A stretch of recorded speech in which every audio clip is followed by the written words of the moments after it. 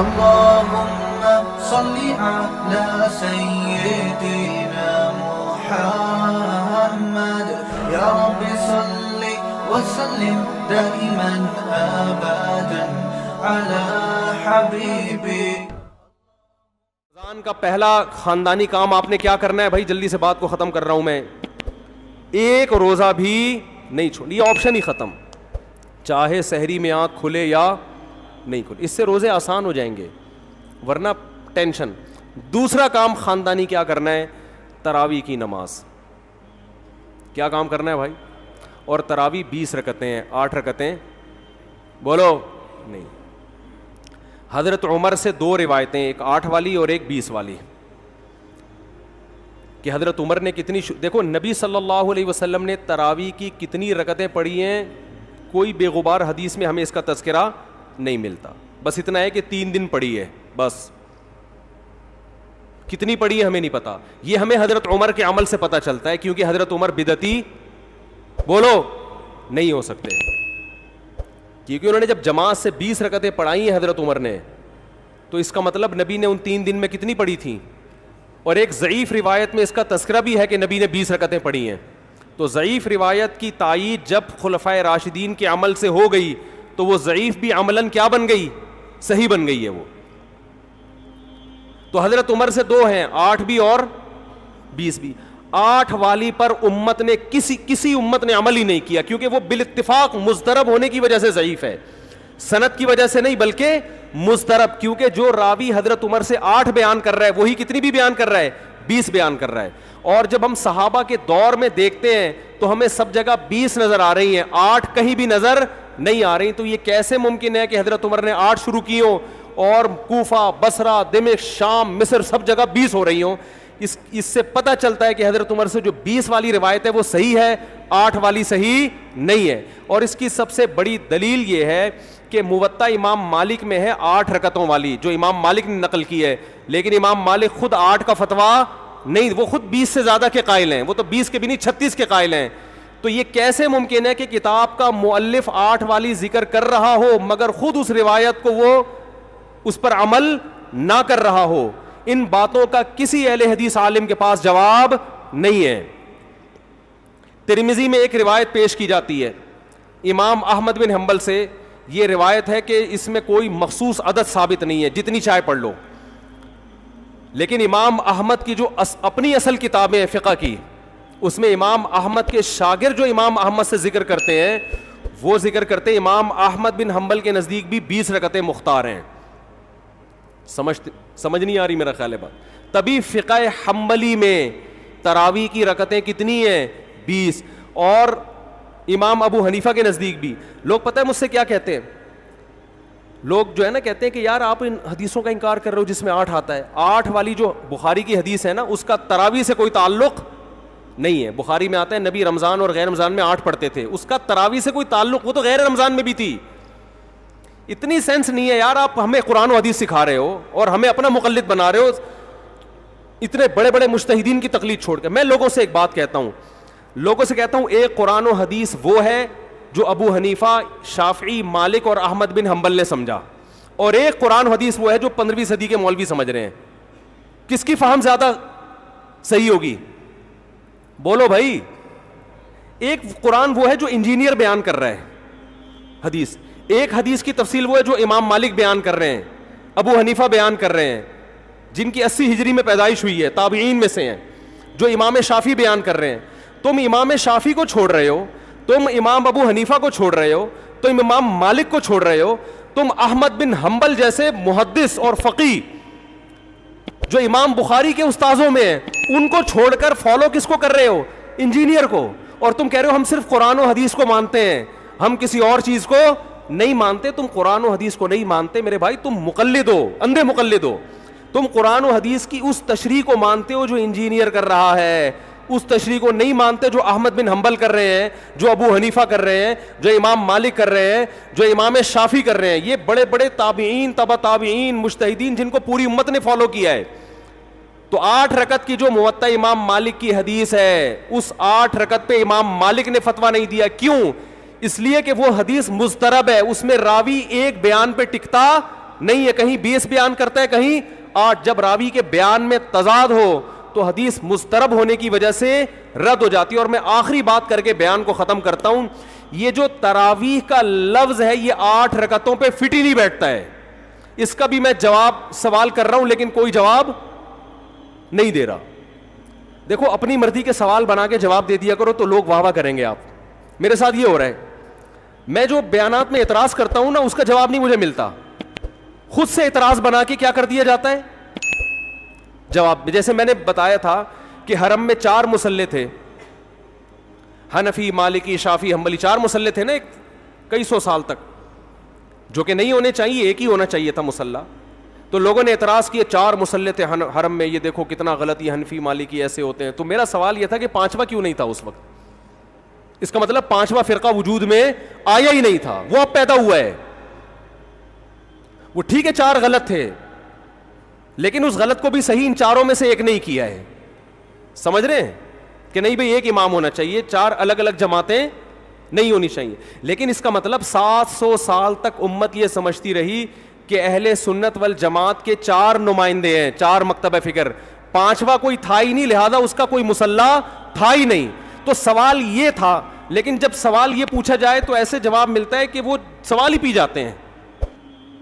سوال یہ جواب یہ دیا کہ غلط ہو رہا تھا, یہ بدعت ہے, اور یہ بدعت ہے, یہ ناجائز ہے. تو ہم کب کہہ رہے ہیں کہ صحیح تھا بھائی وہ, لیکن یہ پوری دنیا میں نہیں ہو رہا تھا, یہ صرف حرم میں ہو رہا تھا. اور اس کو ختم بھی حنبلیوں نے کیا ہے کہ نہیں جی امام ایک ہونا چاہیے, سارے چاہے حنفی ہو شافعی ہو اس امام کے پیچھے نماز پڑھیں گے. سمجھ میں آ رہی ہے بات کہ نہیں آ رہی؟ تو سوال یہ تھا کہ 700 سال یا 400 سال تک امت کی نمائندگی ان 4 مکاتب فکر نے کی ہے حرم میں, 5ویں نے کوئی اپلیکیشن بھی نہیں دی. اس کا مطلب 5واں تھا ہی نہیں. اور جو آپ یہ مختلف الفاظ بیان کرتے ہو کہ امام احمد بن حنبل اہل حدیث تھے, فلاں میں اہل حدیث تھے, تو امام احمد بن حنبل اگر اس طرح کے اہل حدیث تھے تو پھر امام احمد بن حنبل کے فالوورز کو اہل حدیث کیوں نہیں کہا جاتا ہے, حنبلی کیوں کہا جاتا ہے؟ نہیں آ رہی بات میرا خیال. یہ ایسے ہی ہے جیسے جماعت المسلمین والے کہتے ہیں کہ ہم نبی کے دور سے ہیں, اور پھر بخاری میں دکھاتے ہیں جماعت المسلمین کے الفاظ. او بھائی یہ والی جماعت المسلمین نہیں تھی, یہ تو باقاعدہ آپ نے رجسٹر کروائی ہے 1975 میں. وہ جماعت المسلمین صحابہ کو جماعت المسلمین کہا گیا ہے. تو یہ جو اہل حدیث کا لفظ ہمیں پرانے وقتوں میں ملتا ہے یہ محدثین کے لیے ملتا ہے, یہ کسی مخصوص فرقے کے لیے نہیں ملتا. پھر بھی میں اہل حدیث کو اہل سنت میں داخل سمجھتا ہوں, میں پھر بھی ان کو نہیں کہتا کہ جہنم میں جائیں گے, لیکن میں کہتا ہوں کہ آپ کم از کم اس چند 100 سال پہلے آپ پیدا ہوئے ہیں, آپ کی جماعت وجود میں آئی, ہم پھر بھی آپ کو گلے لگانے کے لیے تیار ہیں, اور ہم صدیوں سے چلے آ رہے ہیں. آپ ہمیں کیا کر رہے ہو, آپ ہمیں گمراہ لوگوں میں داخل کر رہے ہو. تو اسلام بہت پہلے بر صغیر میں آیا ہے, جس شکل میں آیا ہے وہی شکل ٹھیک ہے, بات کی چیزوں پر اعتماد نہیں ہوتا ہمیں. تو میں ایک بات کر کے بیان کو ختم کرتا ہوں, یہ جو 8 کا لفظ ہے نا, تراویح کا لفظ ہے, یہ 8 رکعتوں پر صادق بولو نہیں آتا. بہقی کی حدیث ہے اور بھی روایتیں اس بارے میں کہ اسلاف جب تراویح کی نماز پڑھا کرتے تھے, اسلاف سے مراد صحابہ تابعین, تو 4 رکعتوں کے بعد آرام کیا کرتے تھے. تو اس لیے 4 رکعت کو ترویحہ کہا گیا. کیا کہا گیا؟ ترویحہ. روح سے نکلا ہے, روح. استراحت کا لفظ سنا ہے آپ لوگوں نے, آرام. استراحت کسے کہتے ہیں؟ آرام. ترویح آرام دینا. راحت, راحت کا لفظ تو اور آسان ہے نا. ارے راحت کا لفظ نہیں سنا, راحت کسے کہتے ہیں؟ آپ کہہ رہے ہیں وہ اسے کہتے ہیں ہمارے محلے میں رہتی ہے. راحت کہتے ہیں آرام, ریسٹ. استراحت, راحت. روح یروح ترویحا, باب تفعیل میں جب جاتا ہے آرام دینا. تو ترویحتن, کیونکہ 4 رکعتوں کے بعد آرام کرتے تھے تو ان 4 رکعتوں کو کیا کہا گیا؟ ایک ترویحہ, یعنی ریسٹ ہے اس کے بعد. اب ترویحہ کا جو لفظ ہے نا, 4 رکعتوں کے بعد کیا ہو رہا ہے؟ ریسٹ. اٹ از کالڈ ترویحہ. سب کو پتہ ہے 4 رکعتوں کو ترویحہ کہتے ہیں. 2 ترویحوں کو عربی میں کہیں گے ترویحتان. کیا کہیں گے؟ جیسے رجل کا معنی ایک آدمی, رجلان 2 آدمی. عربی میں 2 کے لیے الگ لفظ استعمال ہوتا ہے, 2 سے زیادہ کے لیے الگ. تو اگر یہ 8 رکعتیں ہوتی تو ان کو محدثین تراویح نہ کہتے بلکہ ترویحتان کہتے یا ترویحتین کہتے. کیا کہتے؟ 2 ترویحیں. اور ان کے بیچ میں ویسے بھی ریسٹ کی ضرورت پڑتی نہیں, ٹھیک ہے نا. 4 رکعت کے بعد امام بیٹھتا, بولتے چل بھائی آگے جلدی کر, جانا بھی ہے گھر میں ہم نے. تو ترویحتین کہتے, ان کو محدثین تراویح نہیں کہتے. اور تراویح کا لفظ ہے جمع, عربی میں جمع کم سے کم افراد کتنے ہوتے ہیں اس کے 3, تو کم سے کم 12 رکعتیں ہونی چاہیے. لیکن تراویح بھی جمع کثرت ہے, جمع قلت کثرت, جمع اقصا کہتے ہیں جو بہت زیادہ جمع ہو. تو پتہ ہے 4 رکعتیں کافی زیادہ ہیں تو ان کو تراویح کہا جائے گا. 4 رکعتیں تھوڑی سی بھی ہو تو ان کو تراویح. 4 رکعتیں اگر 3 دفعہ آئیں گی تو اس کو بھی علی وجہ الکمال ہم پورے طور پر تراویح کا لفظ اس پہ صادق نہیں آئے گا. بات آ رہی ہے سمجھ میں کہ نہیں آ رہی ہے؟ سمجھ میں سب آ رہی ہے, لیکن گھننے بن جاتے ہیں, گھماتے ہیں. اب دیکھیں نا یوٹیوب پہ اس کا جو بیان آئے گا نا اس میں گھمایا ہوا ہوگا, اس میں گھمایا, یہ اپنی طرف سے نکالا ہوا ہے. اپنی طرف سے نہیں بھائی, بہقی کی حدیث ہے, مصنف ابن ابی شیبہ کی روایتیں ہیں, آپ دیکھ لو اس میں. لوگ کہتے ہیں حوالہ کیوں نہیں دیا مفتی صاحب نے. آپ انکار کرو میں حوالہ دوں گا انشاءاللہ. آپ انکار کرو کہ ایسا نہیں ہے, ہم ٹائم بچا رہے ہیں اپنا. وہ مجھے کہہ رہے تھے نا اس بحث میں کہ مفتی صاحب آپ دلیل دو, جو دعویٰ کرے دلیل اس کے ذمے ہے. میں نے کہا دلیل اس کے ذمے اس وقت ہے جب سامنے والے دعوے کا انکار کرے. میں نے ستار بھائی کو میں نے کہا کہ ستار بھائی تم نے 1 لاکھ روپے لیے ہیں. ستار بھائی کہہ رہے ہیں نہیں, ہاں لیے ہیں, تو مجھے کیا ضرورت ہے میں گواہ پیش کروں کہ دلیل دوں. وہ مان رہا ہے, تو یہ سب مانتے ہیں. یہ تو علماء جس نے بھی حدیث کی کتابیں پڑھی ان کو پتہ ہے کہ ترویح کا لفظ اس لیے لکھا ہوا ہے اس میں.